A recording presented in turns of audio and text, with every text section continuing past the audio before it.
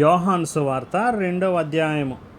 3వ దినమున గలిలయలోని కానా అను ఊరిలో ఒక వివాహము జరిగెను. యేసు తల్లి అక్కడ ఉండెను. యేసును ఆయన శిష్యులను ఆ వివాహమునకు పిలువబడిరి. ద్రాక్షరసం అయిపోయినప్పుడు యేసు తల్లి వారికి ద్రాక్షరసము లేదని ఆయనతో చెప్పగా, యేసు ఆమెతో, అమ్మా, నాతో నీకేమి పని? నా సమయం ఇంకనూ రాలేదనెను. ఆయన తల్లి పరిచారకులను చూచి, ఆయన మీతో చెప్పునది చేయుడనెను. యూదుల శుద్ధీకరణాచార ప్రకారము 2-3 తూములు పట్టు 6 రాతి బాణలు అక్కడ ఉంచబడి ఉండెను. యేసు ఆ బాణలు నీళ్లతో నింపుడని వారితో చెప్పగా, వారు వాటిని అంచుల మట్టుకు నింపిరి. అప్పుడు ఆయన వారితో, మీరిప్పుడు ముంచి విందు ప్రధాని వద్దకు తీసుకొని పొండని చెప్పగా, వారు తీసుకొని పోయిరి. ఆ ద్రాక్షరసము ఎక్కడి నుండి వచ్చెనో ఆ నీళ్లు ముంచి తీసుకొని పోయిన పరిచారకులకే తెలిసినది కానీ విందు ప్రధానికి తెలియకపోయెను.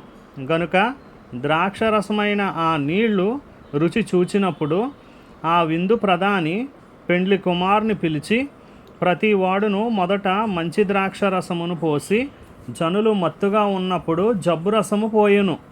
నీవైతే ఇదివరకును మంచి ద్రాక్షరసము ఉంచుకొని ఉన్నావని అతనితో చెప్పెను. గలిలయలోని కానాలో యేసు ఈ మొదటి సూచక క్రియను చేసి తన మహిమను బయలుపరిచెను. అందువలన ఆయన శిష్యులు ఆయన యందు విశ్వాసముంచిరి. అటు తరువాత ఆయనయు ఆయన తల్లియు ఆయన సహోదరులను ఆయన శిష్యులను కపెర్నహూమునకు వెళ్ళి అక్కడ కొన్ని దినములుండిరి. యూదుల పస్కా పండుగ సమీపింపగా యేసు యెరూషలేమునకు వెళ్ళి దేవాలయంలో ఎడ్లను, గొర్రెలను, పావురములను అమ్మువారును, రోకలు మార్చువారును కూర్చుండుట చూచి త్రాళ్లతో కొరడాలు చేసి గొర్రెలను, ఎడ్లనన్నిటినీ దేవాలయంలో నుండి తోలివేసి రోకలు మార్చువారి రోకలు చల్లివేసి వారి బల్లలు పడద్రోసి పావురములు అమ్మువారితో, వీటిని ఇక్కడ నుండి తీసుకొని పొండి, నా తండ్రి ఇల్లు వ్యాపారపుటిల్లుగా చేయకుడని చెప్పాను. ఆయన శిష్యులు, నీ ఇంటిని గూర్చిన ఆసక్తి నన్ను భక్షించునని వ్రాయబడి ఉన్నట్టు జ్ఞాపకము చేసుకొనిరి.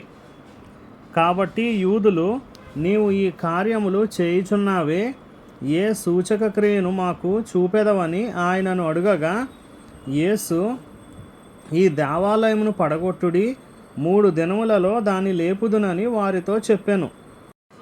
యూదులు, ఈ దేవాలయము 46 సంవత్సరములు కట్టిరే, నీవు 3 దినములలో దానిని లేపుదువా అనిరి. అయితే ఆయన తన శరీరమను దేవాలయమును గూర్చి ఈ మాట చెప్పెను. ఆయన మృతుల్లో నుండి లేచిన తరువాత ఆయన ఈ మాట చెప్పెనని ఆయన శిష్యులు జ్ఞాపకము చేసుకొని లేఖనమును యేసు చెప్పిన మాటను నమ్మిరి. ఆయన పస్కా పండుగ సమయమున యెరూషలేములో ఉండగా ఆ పండుగలో అనేకులు ఆయన చేసిన సూచక క్రియలను చూచి ఆయన నామమందు విశ్వాసముంచిరి. అయితే యేసు అందరినీ ఎరిగినవాడు గనుక ఆయన తన్ను వారి వశము చేసుకొనలేదు. ఆయన మనుష్యుని ఆంతర్యమును ఎరిగినవాడు గనుక ఎవడును మనుష్యుని గూర్చి ఆయనకు సాక్ష్యం ఇయ్యనక్కరలేదు.